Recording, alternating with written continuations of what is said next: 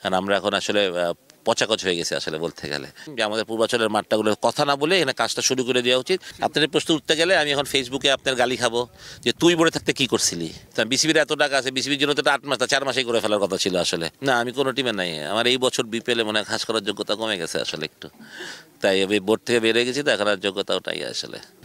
আগে তো রাজশাহীতে আমি 3 দিন কাজ করি বেসিক্যালি, আর এখন 4 দিন এখানে পুরোটা সময় দিতে হয় আসলে, যেহেতু নিজের একাডেমি প্লাস এখানে একাডেমি শুরু হয়ে গেছে, বাচ্চারা আসে, সুতরাং মানে সকাল 9টা থেকে এখানে থাকি, ইনফ্যাক্ট এখানে ট্রেনিং শুরু হয়ে যায়। ক্রিকেট নেই, ক্রিকেটের বাইরে না 7 দিন, এখন বরং আগে শুক্রবারটা একটা ব্রেক পেতাম, শুক্রবারটা ব্রেক পাচ্ছি না আর কি। এই সুন্দর একটা একাডেমি দেখছি, ক্রিকেটার্স একাডেমি। শুধু আপনি না, এখানে বেশ কয়েকজন জাতীয় দলের ক্রিকেটারও রয়েছে, অনেকটা ইনফ্রাস্ট্রাকচারও অনেকটাই তৈরি হয়ে গেছে। মানে এই একাডেমিটা নিয়ে আপনার স্বপ্নটা কি, এবং এখানে আসলে ফ্যাসিলিটিসগুলো কী কী থাকছে? বেসিক্যালি আমি যখন কোচিংয়ে ঢুকি তখন আমার নিজের একটা খুব শখ ছিল যে আমার নিজের একটা একাডেমি থাকবে। আমি তো রাগলা সেটা চাকরি করি ধরেন, মানে আর এখানে নিজের একাডেমি থাকলে আই ক্যান অনেক কিছু আমার নিজের মতো করে করতে পারি।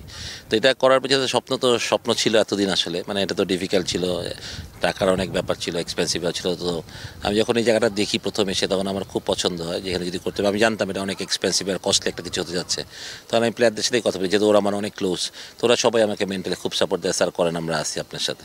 তো এটা করার পরই মাশাআল্লাহ ওরা যখন এই সাইরা দিল তখন থেকে আমরা গত জানুয়ারিতে কাজটা ধরলাম। ধরার পর মাশাআল্লাহ আজকে নভেম্বরে আমাদের খেলা হচ্ছে, মাঠে ছেলেরা প্র্যাকটিস করছে। মানে এটা বিরাট স্বপ্ন, এবং আমি মনে করি আমার এই স্বপ্নের সাথে এখন ওরাও, এটা ওদেরও স্বপ্ন।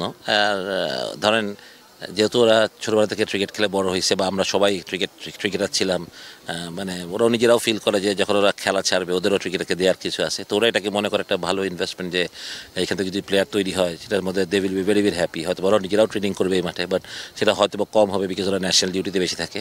বাট ওদের এখন একটা স্বপ্ন যে এখান থেকে বেটার ক্রিকেটার তৈরি করা, ভালো ক্রিকেটার তৈরি করা, যাতে আমরা এখান থেকে বাংলাদেশের পাইপলাইনে যাতে যথেষ্ট পরিমাণে প্লেয়ার দিতে পারি। তো সেটাই আমার উদ্দেশ্য বেসিক্যালি, এটা যে কোনো একাডেমির সেটাই উদ্দেশ্য থাকে। তো আমরা এটা চিন্তা করছি যেভাবে উদ্দেশ্য করবো, আমরা চেষ্টা করছি বাংলাদেশের সেরা কোচদেরকে এখানে আস্তে আস্তে করে ইনভলভ করতে, প্লাস আমাদের ইয়াংস্টার অনেক কোচেস আছে। তো মাশাআল্লাহ একটা একটা প্ল্যান নিয়ে গেছি, একটা ডেফিনেটলি একটা শর্ট টার্ম প্ল্যান তো ছিলই, এখন এটা মিড টার্মে গিয়ে এখন লং টার্ম প্ল্যান করছি যে কীভাবে আমরা এটাকে আরও ওয়াশ করতে পারি। স্ট্রাকচার আমাদের কিছু ডেভেলপ হয়েছে, অ্যাটলিস্ট আমরা 2টা মাঠ প্র্যাকটিস ফ্যাসিলিটি রেডি করেছি, আমাদের আরও কিছু আমাদের আবাসিকটা রেডি হচ্ছে, অথবা আমাদের রেস্টুরেন্ট বা অন্য যে আছে একটা ফুটসল মাঠ করার প্ল্যান আছে। তো এগুলো সবই আস্তে আস্তে হবে, মানে নেক্সট 6 মান্থস হয়তো বা আমি আশা করি যে আমরা এখানটা মানে আমাদের কাজটা শেষ করতে পারবো। মানে প্রচুর কাজ হচ্ছে এখন, ফিনান্স একটা বড় ম্যাটার তো, বাট তারপরও উই ট্রাই আওয়ার বেস্ট যে কতটুকু তাড়াতাড়ি আমরা এটা শেষ করতে পারি। সুজন ভাই, আপনি তো আছেনই, সেই সঙ্গে আমরা যতটুকু জেনেছি সৌম্য, তাসকিন, তারাও রয়েছেন, মোসাদ্দেক, সাইফ হাসান, এই ছাড়া আর কারা ক্রিকেটাররা রয়েছে, এবং উদ্যোগটা কি তাদের পক্ষ থেকে নাকি আপনি তাদের সঙ্গে কন্ট্যাক্ট করেছেন? পেছনের গল্পটা একটু আসলে জানতে। পেছনের গল্পটা ছিল আমি যখন প্রথম জায়গাটা আসি, তখন আমি দেখার পর তো আমি এত কাছে ঢাকার এত সুন্দর একটা জায়গা, এত বড় একটা জায়গা আমি মিস করতে চাইনি আসলে। তো আমি তখনই কন্ট্যাক্ট করলাম ওদের সাথে, এবং ওরা আমার সাথে একটা ইয়েতে আসলো, ভাড়া চুক্তিতে আসলো, এবং আমাকে তারা যারা আমাকে দিয়েছে তারাও আমাকে এনকারেজ করেছে, এবং তারা ভেরি হ্যাপি আজকে আমি এই মাঠটা, মানে যেটা একটা জঙ্গল ছিল সেটাকে আজকে এই পর্যায়ে এনেছি। তো আমার সাথে সৌম্য, তাসকিন, মোসা, সাইফুদ্দিন, সাইফ হাসান, ওরা 5 জন তো আছেই, প্লাস আরও কিছু আমার অন্য পার্টনার্সরা আছে। সবার সাপোর্টেই আজকে মাশাআল্লাহ এটা দাঁড়িয়েছে, এবং ডেফিনেটলি ওদের তো মানে আমি যখন ওরা বলি তার এখন ওরা আসে, প্রায়ই আসে, ঘুরতে আসে, দেখতে আসে, ফিডব্যাক দেয়।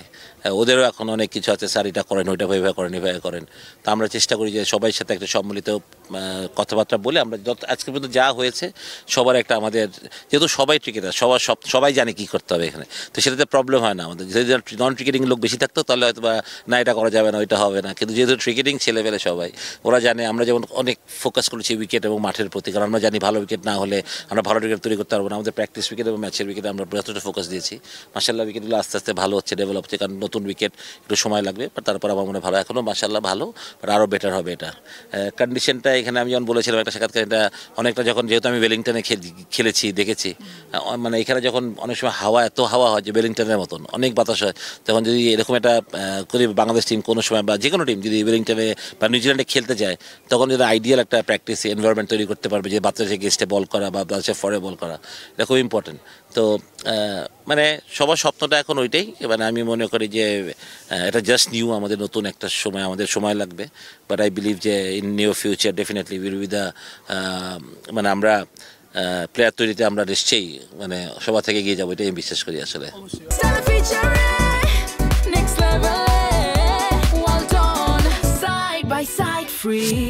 অবশ্যই আমরাও দেখেছি বাংলাদেশ ক্রিকেটে আপনার হাত ধরে অনেক ক্রিকেটার যারা এখন বাংলাদেশ দলকে সার্ভিস দিচ্ছে। তবুও জানতে ইচ্ছে করে সুজন ভাই বোর্ড থেকে দূরে আছেন, মিস করেন? ক্রিকেটে আছি তো তাই অত মিস হয় না আসলে। যদি ক্রিকেটে না থাকতাম একদম তাহলে হয়তো ক্রিকেট ছাড়া তো থাকতে পারি না। এটা একটা অক্সিজেনের মতন ডেফিনেটলি, কারণ ছোট থেকেই এই একটা জিনিসেই বড় হয়েছি আসলে। ক্রিকেট ছাড়া তো আর কোনো কিছু শিখি নাই বা বলতে পারবো না। বাবা হয়তো বা একসময় চিন্তা করতেন অনেক বড় ইঞ্জিনিয়ার হবো, ডাক্তার হবো, এগুলো তো হই নেই, ক্রিকেটারই হয়েছি। এবং সেই 13 বছর বয়স থেকে মাঠে সেকেন্ড ডিভিশন খেলি, যেমন বয়স 13, এখন তো প্রায় 54, 41 বছর হয়ে গেছে। মাঠটা একদিনও ছাড়ি না। যেদিনকে আমি ক্রিকেট রিটায়ার্ড করলাম বাংলাদেশ টিম থেকে, তারপরের দিনে আমি বিসিবি, মানে ওই দিনে শর্ট টাইম আমি বিসিবি জয়েন করি।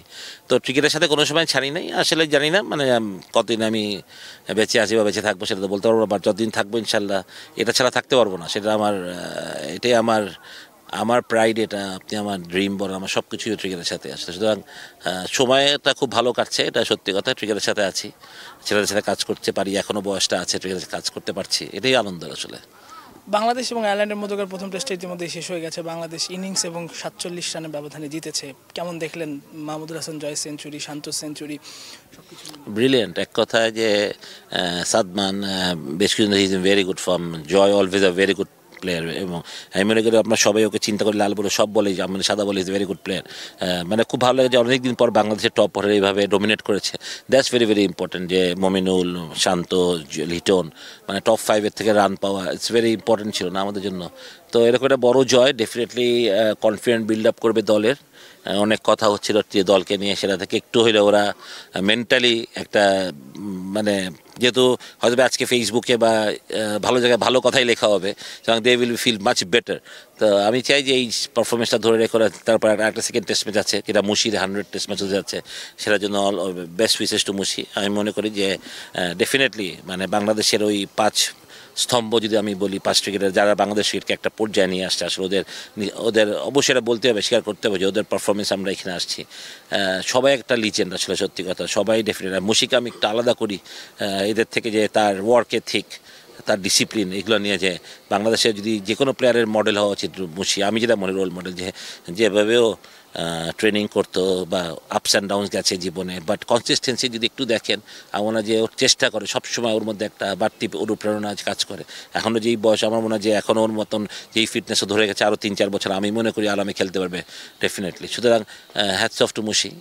এটা একটা বিরাট অ্যাচিভমেন্ট বাংলাদেশ ক্রিকেটের জন্য, যে 100তম টেস্ট ম্যাচ খেলতে যাচ্ছে মুশি। এর থেকে বড় কিছু মানে আমি ছোটোবেলা থেকে ওর বেড়ে ওঠাটা দেখছি বলেই বলতেছি। যখন প্রথম ইংল্যান্ডে গেল বাংলাদেশের জন্য খেলতে, লর্ডসে খেললো, মানে ওই সময়টা থেকে যদি আজকের কথাটা চিন্তা করি, যে ওর পথ চলাটাও আছে অ্যাবসলিউটলি ব্রিলিয়েন্ট। মানে এটা কিন্তু মুশি একমাত্র। ওই যখনই সবাই বাসায় ঘুমাচ্ছে তখন মুশি কিন্তু মাঠে দৌড়াতো না, জিমে যেত, ট্রেনিং করতো। এইটাই প্রতিফলনটা এটাই। তো এইটাই সবাইকে বলতে চাই যে এনি টাইম যখনই হবে, you must believe in yourself, যে হার্ডওয়ার্কের পেজ অফ। সবসময় একটা ছোটোবেলা থেকে শুনতাম যে হার্ডওয়ার্ক পেজ অফ, এটা মুশিকেই দেখলাম আসলে। তো congratulation to Mushi and good luck ওর নেক্সট টেস্ট ম্যাচে। তো খেলা শেষ, আর ব্যাটিং পেলো না। নেক্সট ম্যাচে আমি শেষ করি 100 ম্যাচে, যাতে একটা বড় 100 মারে, সেই দোয়া থাকলো ওর প্রতি। যেহেতু মুশির 100তম ম্যাচ, আমি আসলে প্রশ্নটা করতাম এমনিতেও, কোনো একটা স্মৃতি যেটা আমাদের সাথে শেয়ার করা যায়, যেটা একটু ইন্টারেস্টিং আপনার সাথে ঘটা, একটা উইশও বা করতে পারেন আপনি? না মানে ঘটনার তো শেষ নাই। মানে ওদের সাথে তো ড্রেসিং রুম অনেক বছর শেয়ার করছি বা দেখছি ছোটো ছোটো জিনিস। যেমন মুশি খুব স্পেসিফিক, মানে আপনি যদি ড্রেসিং রুমে ঢুকেন তো যে কেউ বলে দিতে পারবে যে মুশফিক কোথায় বসে। সবারটা বলতে পারবেন না, কিন্তু মুশফিকেরটা বলতে হবে, কারণ এত গুছানো, জুতা এক জায়গায় গুছানো, প্যাড সুন্দর করে, wicket keeping pad, batting pad গুছানো, ব্যাট কতগুলো গুছানো, এবং ওই জায়গাটা পরিষ্কার। ওখানে দেখবেন জায়নামাজ আছে, আতর রাখা আছে, মানে ওর যা যা লাগে মানে সব কিছু ওটার মধ্যে আছে। তো যেমন এই স্পেসিফিকের কারণে ও ধরেন গেঞ্জি যদি একটু দিকে বড় হয় বা প্যান্ট যদি একটু ঢিলা হয়, খুবই তো একদিন ড্রেসিং রুমে এরকম খেলা শুরু হবে, 2টার দিকে মনে হয় খেলা শুরু ছিল। তো যখন আমরা আমার ড্রেসটা ওই দিনকে একটু লেট আসছে, মানে ড্রেসিং রুমে গিয়ে ছেলেরা ড্রেসটা পাইছে, পাওয়ার পর যখন ফিটিং করতেছে তখন হয়তো বা কারোর হিপের দিকে প্রবলেম বা পুটে প্রবলেম। তো মুশফিক বলে এরকম কিছু একটা হয়েছে, প্যান্ট ছুঁড়ে ফেলে দিচ্ছে, পরবো না। আমি বলছি মুশফিক খেলা 2টায়, তো বলছে চাচা কোনো কিছু না, আমি যাই না, আমি প্যান্ট পরবো না। আমি পরে আমি ঠিক আছে, আমি ব্যবস্থা, এরকম আরও 2-3জন, নট অনলি মুশি, এরকম 2-3জন আইলাম। ঠিক আছে, আমি সাথে সাথে ফোন দিলাম যে ভাই আমি জানি না, আমার যেমনে পারো আমার প্লেয়ারদের প্যান্ট বানাই দাও। তো উইদিন হাফ অ্যান 40 মিনিট, যেহেতু সেন্টু কাপড় সাপ্লাই দিত, সেন্টুকে আমি সাথে সাথে বললাম সেন্টু যেমনি পর আধা ঘন্টা চলবে প্লেয়ার, আমরা তো মুশি পড়বে না, এ পড়বে না, ওই পড়বে না, আধা চল্লিশ মিনিট, মানে ও এত স্পেসিফিক, ওই কাপড় প্যান্ট তোর ফিটিং না হলেও পড়বে না। তারপরে ম্যাচ 30-40 মিনিট ওর ফিটিং হয়েছে, 2টা থেকে ম্যাচ শুরু করলাম, আমরা খেললো।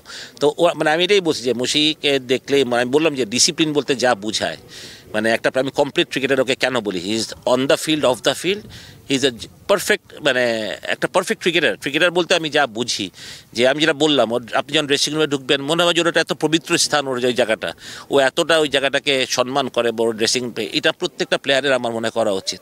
যেমন অনেক প্লেয়াররা এসে ব্যাগে ছুঁড়ে ফেলে দেয়, এটা ওই থেকে ময়লা থাকে, আবর্জনা থাকে, মুশিকেরা কোনোদিন পাবেন না, ও সুন্দর করে ভাঁজ করে রেখে দিচ্ছে কাপড়, বা এই জিনিসগুলো আমার মনে হয় প্রত্যেকটা ছেলের জানা উচিত, শেখা উচিত, দেখা উচিত।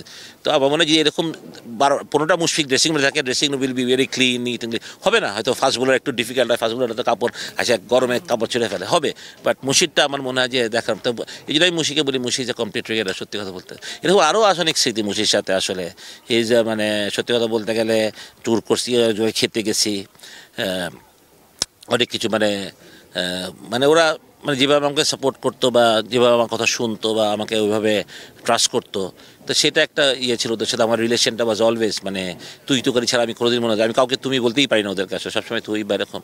তো যাক, সাকিব, মুশি, মাশরাফি, যারা, তামিম, রিয়াদ, এরা আসলে মানে বাংলাদেশ ক্রিকেটের আমি বলবো সত্যি কথা কর্ণ, একটা সময় বাংলাদেশ ক্রিকেট যেখানে ছিল ওখান থেকে আজকে ওদেরও লাইফ শুরুটা অথবা এত ভালো ছিল না, বাট বাংলাদেশ টিমে একটা সময় খেলার পরে কিন্তু বাংলাদেশ ক্রিকেটকে মানে একটা উচ্চতায় নিয়ে আসছে ওরা, মানে একটা নেক্সট স্টেপ যেটা আমরা বলি যে উপরে ওঠার, সেটা মনে ওরাই দেখাইছে। সুতরাং ওদের 5 জনের প্রতি আমার হ্যাটস অফ, যে ওদের dedication and discipline was absolutely brilliant.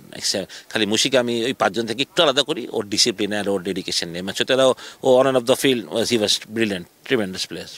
Sujan ভাই, আপনি বোর্ডের বাইরে রয়েছেন, নিশ্চয়ই বোর্ডের খবর রাখেন, মানে মাঠের বাইরে যেসব ঘটনায় গত কয়েকদিন ধরেই দেশের ক্রিকেটের আসলে একটা টালমাটাল অবস্থা, বিশেষ করে নারী ইস্যুতে, এই ব্যাপারে আসলে আপনি আপনার বলার আছে কি না? কারণ যে ঘটনাগুলো ঘটেছে ওই সময় আপনিও বোর্ডে ছিলেন, বিশেষ করে জাহানারা ইস্যুর কথাটাই যদি বলি, 21-22 সালে ওই সময় আপনিও বোর্ডের পরিচালক ছিলেন। তো এখন এসে আসলে জিনিসগুলো বেরিয়েছে, মানুষ অনেক বেশি সোচ্চার হয়েছে, বোর্ডও তদন্ত কমিটি করেছে, আপনারা কি তখন আসলে জানতে পেরেছিলেন এই ব্যাপারগুলো, বা তখন তো বোর্ডকে নাকি জাহানারা চিঠিও দিয়েছিল? অনেক কিছু অজানা আসলে আমাদের, মানে যেমন আমার মেয়ের টিমের সাথে আমি কোচিংও করছি কিছুদিন, কিন্তু ওরা একটা ট্যুরে, ওয়ার্ল্ড কাপ ট্যুরে যাওয়ার আগে আমি ওদের সাথে কাজ করলাম 5-7 দিনের মতন। মানে আমি কিন্তু ওদের সাথে, আমার সাথে সবার যোগাযোগ আছে, এমন না যে আমি চিনি না কাউকে বা অপরিচিত কোনো মেয়ে, সবার সাথে কথা হয়েছে, ফোনে টেক্সট করছে, স্যার এটা চাই, হেল্প চাই, এরকম চাই। তা এমন না যে যদি ওরা কোনোদিন এরকম কথা বলে নাই, হয়তো বা সিলেকশন নিয়ে কথা হইতে পারে যে বাদ পড়ে গেছে, মন খারাপ, এটা তো হইতে, it's part of the game, মানে আপনার লাইফে আপনি বাদ পড়বেন, মানে টপ প্লেয়ারও বাদ পড়ে, ঠিক না? বাট বোর্ডে যে চিঠি আসছে সেটাও একটু শুনছিলাম একবার, যে চিঠি আসছে এরকম, কিন্তু এই ইস্যুতে আসে নাই, যে হয়তো বা প্লেয়ারকে গুরুত্ব দিচ্ছে না বা তাকে ইয়ে করছে না, যেটার কিন্তু যেহেতু এটা আমি জানতাম না, আমি খালি শুনছিলাম, যেহেতু আমি আই ওয়াজ ক্লোজ উইথ নাদিল ভাই অ্যান্ড যারা চেয়ারম্যান ছিলেন, তো এরকম আমি ওটা শোনা কথা, কিন্তু যেহেতু উনি চেয়ারম্যান ছিলেন, ওনার এটা কমিটি, উনি সলভ, নাদিল ভাই ওয়াজ অলওয়েজ ব্রিলিয়েন্ট ছিলেন, আমি মনে করি হি ডান ট্রেমেন্ডাস ইন বিসিবি, হয়তো বা আমি জানি না, উনি সিলেটের 2টা মাঠ বানানো থেকে আরম্ভ করে ওমেন্স কিন্তু হি ওয়াজ ভেরি ভেরি সিরিয়াস। তা আমার মনে হয় যে ওই ঘটনা মনে ওখানেই শেষ হয়ে গেছিলো, বা কিছু একটা হবে হয়তো বা, বাট যেরকম এখন এলিগেশন আসছে এটা তো খুবই মানে আমাদের সবার জন্য খুবই সারপ্রাইজিং এবং লজ্জাস্কর, আমি মনে করবো যেটা আমাদের সবার কাছে খুব লজ্জায় লাগতেছে যে এরকম ঘটনা বিসিবিতে হয়েছে বা ওমেন্স ক্রিকেটের সাথে, যারা আমরা মনে করি যে এই মেয়েগুলো আমাদের ক্রিকেটের জন্য অনেক সুনাম নিয়ে আসছে, এশিয়া কাপ চ্যাম্পিয়ন হয়েছে বা যারা করছে, বা যেগুলো শুনতেছি তাদের টাকা দেওয়া হয় নাই ঠিক মতন, বা তাদের সাথে এরকম, মানে এটা ভাবতেই খুব অবাক লাগতেছে, যেটা তো মানে আমরা তো এটা কোনোভাবেই চিন্তা করতে পারি না। We all know as a cricketer, that's it, ছেলে মেয়ে, তারা বিসিবি জানতে তারা ক্রিকেটার, এই সম্মানটা তাদের সবসময় যাবে, ন্যাশনাল প্লেয়ার্স এবং তারা জাতীয় দলের খেলোয়াড়, কিন্তু এমন না যে জাতীয় দলের বাইরে, হয়তো বা জাতীয় দলের প্লেয়ারদের সাথে যদি এরকম হয়ে থাকে, তো আমি মনে করি যে ক্লাব লেভেলে কী হচ্ছে, তাহলে এটা খুবই আসলে আমার মনে হয় যেটা খুবই তদন্ত করা উচিত। এটা তো এটা মানে এন্ড অফ দ্য ডে আমার মেয়ে আছে, সুতরাং আমি তো আমার মেয়েকে ক্রিকেট খেলতে পাঠাবো না এরপর, ডেফিনেটলি না। মানে এরকম যদি হয় যে মেয়েরা সিকিউরড না, তাহলে আপনি কেন পাঠাবেন, ঠিক না? এমনি আমাদের সমাজ ব্যবস্থায় মেয়েদেরকে খেলতে দিতে অনেকেই ডিসকারেজ করে, এইসব ঘটনা তো আরও ডিসকারেজ করবে। তাহলে আমরা ওয়ার্ল্ড কাপ খেলি এখন, এত কিছু করি, তো এটা তো অনেক ডিসকারেজিং একটা ব্যাপার। আর সেটা যদি আপনার ঘরের থেকেই হয়, মানে আমি বিসিবিকে ঘরই বলবো, বিসিবি তাদের আশ্রয় দিবে, বিসিবি তাদের সাপোর্ট দিবে, দিতে পারে সিকিউরিটি দেবে, সেখানে যদি আমরা যদি এইসব করি, তাহলে এটা খুবই ন্যাক্কারজনক ঘটনা আসলে। তো আসলে এই মন মানসিকতা নিয়ে, এবং যারাই করেছেন, যাদের নাম আসছে অল ক্রিকেটার্স, সবচেয়ে বেশি আমাকে বেদনা দিচ্ছে যে অল ক্রিকেটার্স, ক্রিকেটের বাইরের লোক যদি হয় তাহলে আমি মানতাম, কিন্তু যারা ক্রিকেট খেলছে, যারা এই প্রফেশনের সাথে জড়িত, এই পেশায় জড়িত যারা, তারা যদি আমরা আজকে এরকম হয়, তো এটা তো খুব আমি আমি আমি I am not blaming anybody, because এটা এখনও তো তদন্ত পর্যায়ে আছে, আমি জানি না। Don't want to blame anybody, but এই যে একটা কথা আসছে, এটাই তো আমাদের জন্য কোনো একটা সুস্থ পরিবেশ না।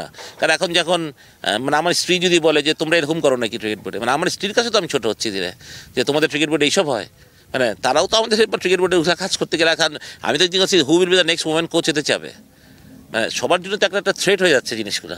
তা আমি মনে করি যে BCB will take a good action, proper একটা তদন্ত হচ্ছে, আমার প্রপার তদন্ত হওয়া উচিত।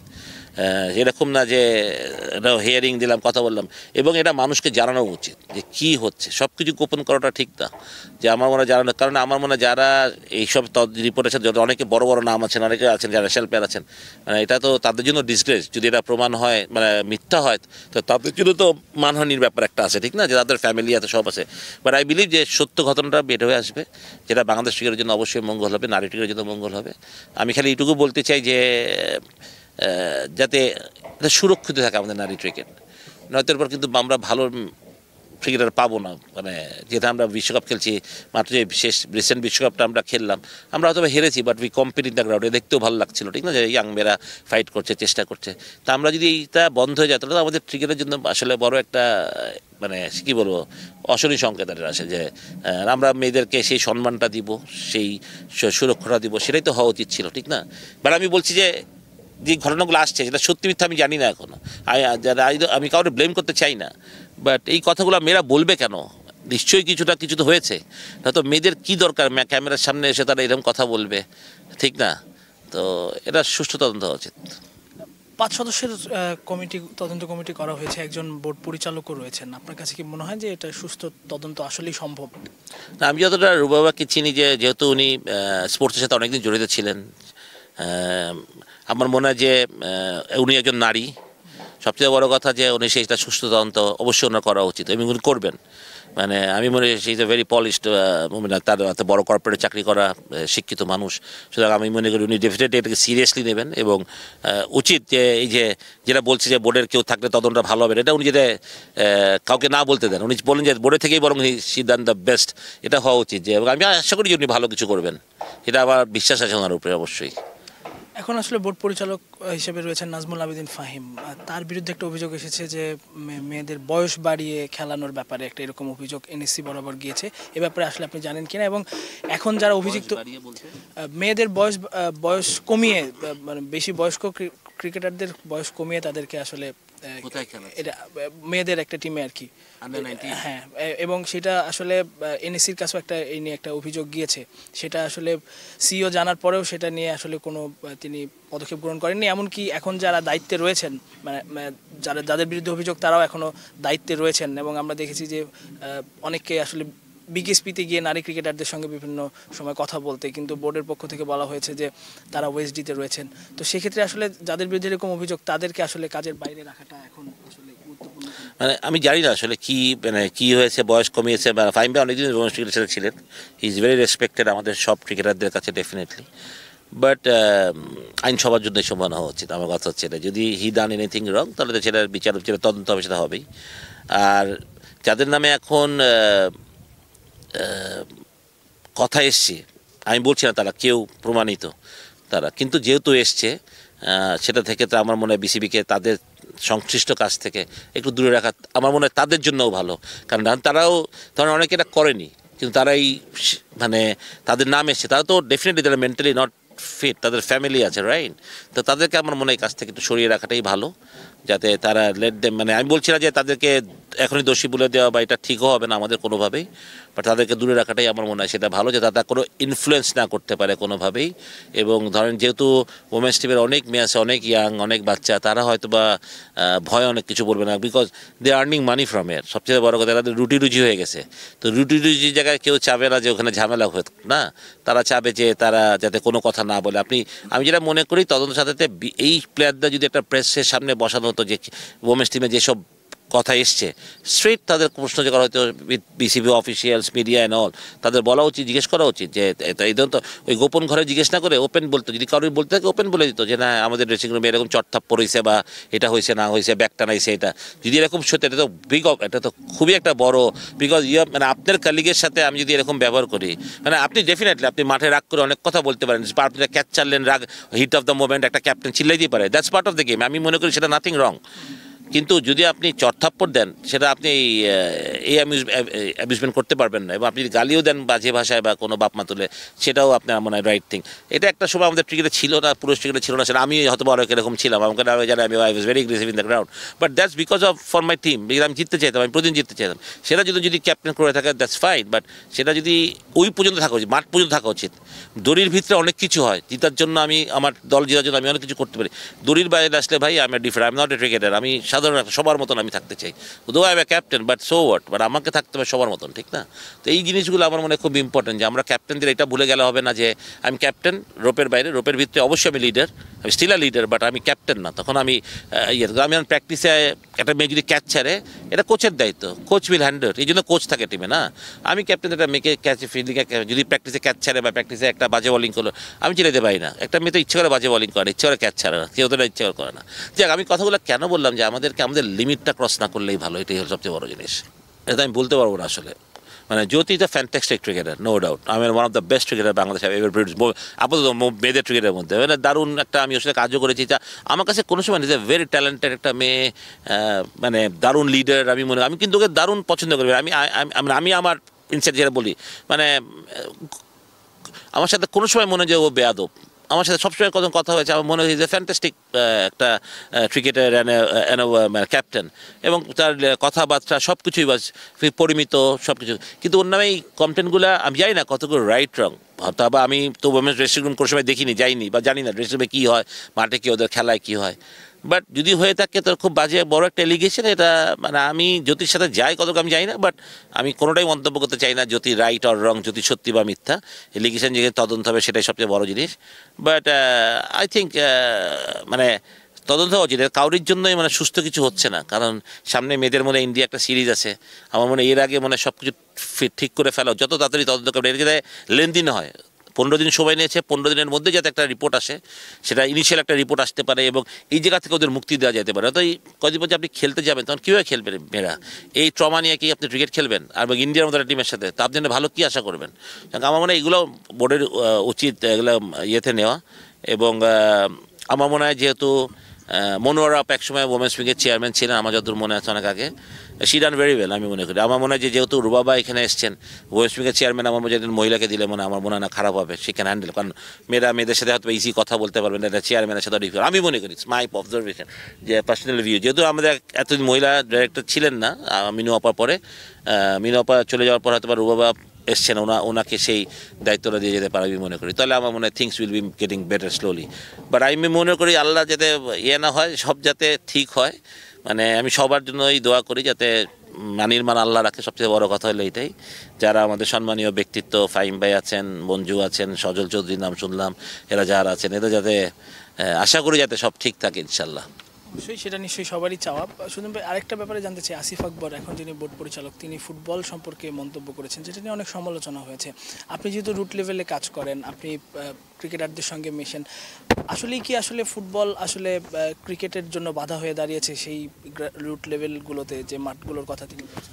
একটু তো এগুলো হয়, মাঠের প্রবলেম তো আমাদের একটা বড় সমস্যা না, বাট একটা সময় তো মিরপুরে বঙ্গবন্ধুতে, মানে যেটা আমাদের মেন স্টেডিয়াম, হ্যাঁ ঢাকা স্টেডিয়াম যেটা, এইখানে কিন্তু আমরা ফুটবল সিজন গেছে, আবার লতিফ চাচা মনে হয় 7-10 দিনের মধ্যে আবার উইকেট বানায় আমরা প্রিমিয়ার লিগ শুরু করে দিতাম।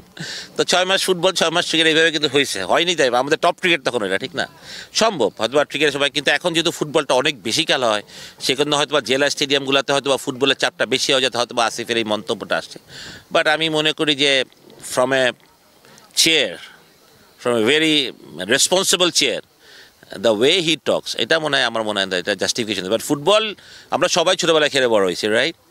আপনি আজকে আপনি যদি বুলবুল ভাইকে কথা বলেন, প্রেসিডেন্টের কথা বলেন, বুলবুল ভাই ভিক্টোরিয়া 10 নম্বর পরে খেলছেন, তো বলবে ফুটবলও খেলছেন, ক্রিকেটও খেলছেন, সুতরাং ফুটবল অলওয়েজ আমাদের একটা অন্তরের খেলা, না? এটা আমাদের সবার ছোটোবেলা থেকে আমরা ফুটবল, আমি যেমন পায়োনিয়ার লিগ খেলছি, 3rd ডিভিশন খেলছি, তো এটা আমাদের ছোটোবেলার খেলা।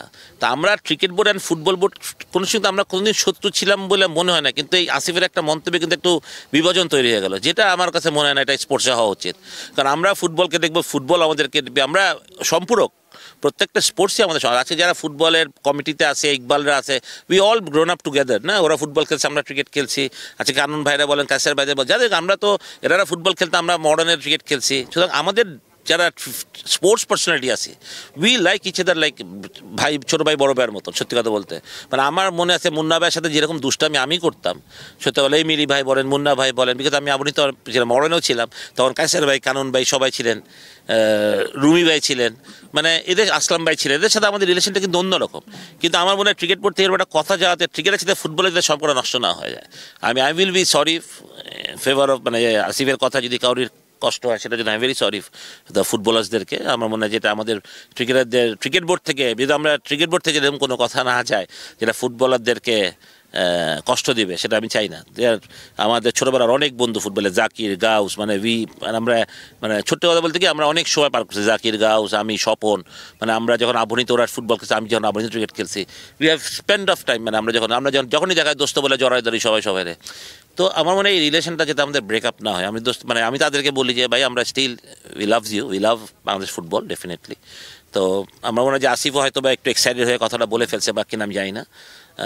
তা আমি আসিফকে বলবো যে যখনই তোমার রেসপন্সিবল একটা পজিশন থেকে তুমি কথা বলবা, ইউ মাস্ট বি কেয়ারফুল, যে ডোন্ট হার্ট এনিবডি। হ্যাঁ, আমরা এটা সলিউশন করতেই পারি না, কুমিল্লার মাঠ ক্রিকেট ফুটবল আমরা করতেই পারি, এটা আমরা পাবলিকলি ফোরামে না করে আমরা ফুটবল ফেডারেশনের সাথে ক্লোজ ডোর মিটিং করে, আমাদের যে স্পোর্টস এখন যিনি আছেন Asif, Sajib Bhuiya, and is very positive একটা ছেলে, আমি বলি যে সাপোর্টিং এভরিবডি, তো ওনার সাথে বসে তো আমরা এগুলো সলভ করতে, কুমিল্লা একটা মাঠ তৈরি করতে পারি, একটা মাঠ, খোলা মাঠ তো অবশ্যই, কুমিল্লা তো অভাব নেই মাঠের আমার মনে হয়, তো এখানে একটা মাঠে আমরা ক্রিকেটকে আর একটা মাঠ বানাইতে পারি, বা কিংবা ফুটবল ছড়া দিতে পারি। তো এগুলো তো খুবই ছোটোখাটো ইস্যু, এটা পাবলিক ফোরামে যায়, এইভাবে পাবলিক যাওয়া এবং কাউকে আপনি অসম্মান করে কথা বলবেন, সেটা তো আমার মনে হয় না কোনোভাবেই যুক্তিসঙ্গত, সেটা কোনোভাবেই না। আমরা সবাই যার যার জায়গা থেকে দায়িত্বশীল, আমরা যাই সম্মানিত। আসিফ অনেক মানে বাংলাদেশের one of the popular singer, তো আমার মনে হয় যে ও যেহেতু ক্রিকেট খেলছে, তা আমার মনে হয় যে আরেকটু রেসপন্সিবিলিটি নিয়ে কথা বললে আমার মনে হয় যে সবার জন্যই ভালো। এটা নিয়ে একটা কাদা ছোড়াছড়ি, মানুষের হাসাহাসি ভাল লাগে না, সেটা শুনতে। End of the day we are all sports personality, সেটাই। মানে এই যে এই ঘটনাগুলোতে বোর্ডের মধ্যে যে একটা অস্থিরতা, সেটা কি ফুটে উঠছে কিনা, বা সিঙ্ক্রোনাইজেশনটার ক্ষেত্রে? দেখেন, আমি সবসময় না, আমি দেখি না আসলে, কারণ আমি মনে করি এটা আমার দেখার জায়গাই না এখন আসলে। আমার দেখার জায়গা আমার মাঠ, আমার একাডেমি, সব কিছু।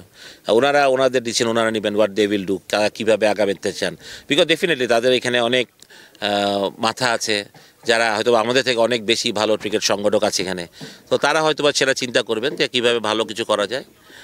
তাই বিলিভ করি যে তারা ভালো কিছুই করবেন। এখানে অনেকগুলো ফর্মার ক্যাপ্টেন আছেন, ক্রিকেটার আছেন, যারা ক্রিকেটের সাথে আছেন, তো তারা definitely they will do well. But আমি মনে করি যে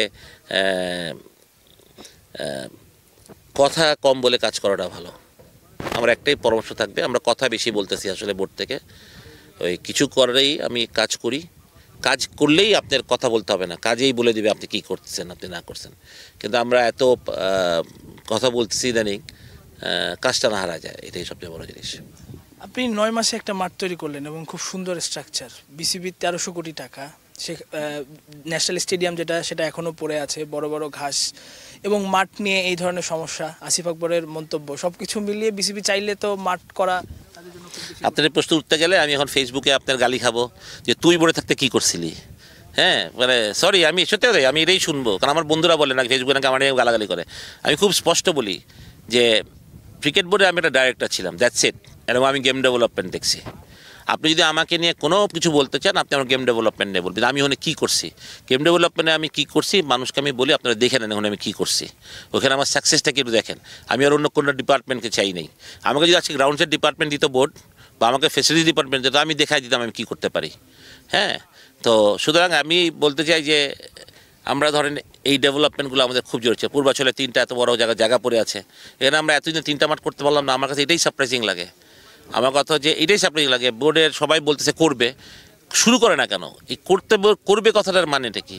আমার এখানে গ্রাউন্ডসম্যান পড়ে আছে কতগুলো বিসিবি, কিউরেটার আছে, তো তাদের কাজটা কি? মাঠটা ডেভেলপ করে খেলা শুরু করেন। আপনি বিকেএসপিতে প্রিমিয়ার লিগ এগুলো খেলতে পারেন, না পারলে তো এখানে কাছে মানুষের যেতে, আপনারা তো যারা এখন অফিসিয়াল আছে তারা তো মাঠে যায় না, হ্যাঁ, তারা দূর থেকে ফোনে খোঁজ নেয়। আমরা তো মাঠে যাওয়া লোক, তো আমরা জানি যে সকাল ভোর 6টা বাজে উঠে রওনা দিলে আমরা মাঠে ঠিক টাইম মতো পৌঁছতে পারবো না বিকেএসপি, রাইট? এবং আমরা যদি বিকেএসপি খেলা শেষ করে 5টায় রওনা দিই, আমরা কোনোদিন 10:30টার সময় রাতে ফিরছি, তারপরে 5.5 ঘন্টা আমাদের গাড়ি চালাতে হয়েছে বা বাসে করে আসছি। তা আপনি এটা কীভাবে জবাব দেবেন, উত্তরটা দেবেন? আপনি তো এটা ডেভেলপমেন্ট করতে পারেন নাই। সুতরাং আপনার যখন অপরচুনিটি আছে এই 3টা মাঠের, যে 3টা মাঠ ডেভেলপ করলে আমি খেলাগুলো এখানে আনতে পারি, এবং ঢাকার আশেপাশে এখন অনেক মাঠ হয়েছে, তাহলে আপনার বিকেএসপি তো আপনার যাওয়ার দরকার হয় না এখন আর। তা আপনি এখনও বিকেএসপিকে বিকেএসপি থেকে আপনি সব কিউটে উঠাই নিয়ে আসে আপনি এই মাঠগুলোতে কাজে লাগাই দেন, মাঠগুলো তৈরি করেন। আপনি সেটা করছেন, আপনি এখনও বিকেএসপির ইয়ে করে বসে আছেন যে ওখানে আমাদের খেলাতে হবে। কেন ভাই? আপনি এত কষ্ট প্লেয়ারদেরকে দিবেন কেন? প্লেয়াররা ভোর 6টা 5:30টার সময় উঠে যাওয়া, 6টার সময় জন্ম করতে হয়, 5টার সময় উঠে গোসল করে, রেডি হয়, ফ্রেশ হয়, তারপর তারা যায়। তো আপনি কিন্তু চিন্তা করতে হবে যে একটা ছেলে 5টার সময় ভোরের বেলা উঠে সে 10:30টার সময় টায়ার্ড হয়ে যখন ফিরবে, সে ওখানে শাওয়ার করে গোসল করে ভাত খেতে খেতে তার রাত 12টা, তার মানে সে কতক্ষণ ধরে তার শরীরের উপর ধকলটা গেল। তা আমার মনে হয় যে হাই টাইম যে আমাদের পূর্বাচলের মাঠটাগুলোর কথা না বলে এখানে কাজটা শুরু করে দেওয়া উচিত, যাতে আমার মনে হয় যে আপনি যেটা বললেন যে আমি 8 মাসে এই মাঠ তৈরি করতে পারলে, মানে আমার financial, I was not wealthy like BCB. তা বিসিবির এত টাকা আছে, বিসিবির জন্য তো 8 মাস, 4 মাসেই করে ফেলার কথা ছিল আসলে, মানে মানি টক্স এখানে টাকা থাকলে সবই সম্ভব। তো বিসিবির যেহেতু এত টাকা, তো এটা 3 মাস 4 মাসে শেষ করতে পারতো। যাক, আরেকটা সিজন চলে আসলো, আমরা এখনও সেই মাঠের দেখা পেলাম না। আশা করি নেক্সট সিজন হয়তো বা যাতে বিসিবি প্রপার এখানে 3টা ক্রিকেট মাঠ বানাতে পারে, যেখানে আমাদের এইচ লেভেলের খেলা থেকে আরম্ভ করে প্রিমিয়ার লিগের খেলা পর্যন্ত দিতে পারেন।